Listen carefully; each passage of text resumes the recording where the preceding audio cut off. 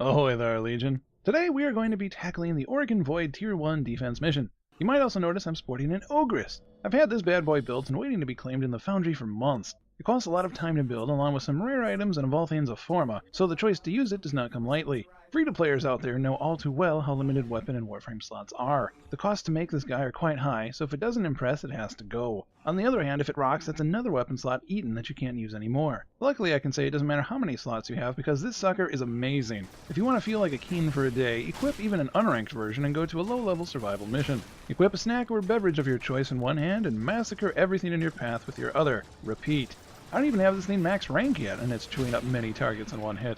There is an oddity to it, though. You have to charge the blast before firing, and if for whatever reason you stop charging it due to letting go of the button, getting staggered, rolling, vaulting over that thing you didn't want to, but they hard-coded it into the game so you have no direct control over it, and it really takes you off, but there isn't anything you can do about it. If the charge is broken early, you are actually locked out of recharging it for a short time. Add in reloading and self-inflicted blast damage, and it can get really annoying and life-threatening as the enemies don't all just shout out "car" and move the hockey goals out of the street until you're ready and able to continue. And even if they did, Corpus would. Yo, Alid. It's called the buddy system. That aside, the Ogris is a snot-stopping, Grineer-grinding, corpus-crushing, infesting weapon of awesome. I was always a fan of single-shot weapons and explosions, and thankfully this weapon is worth its weight in platinum to be permanently added to my arsenal. Back to the carnage going on in the background, I'm also quite pleased with the Orokin Void's defense missions. In this case it was only tier 1, so anyone can take a stab at it. Don't go in solo unless you can handle large packs, but don't worry about it too much because if you quit or even fail the mission it doesn't consume your key. That gets refunded back to you.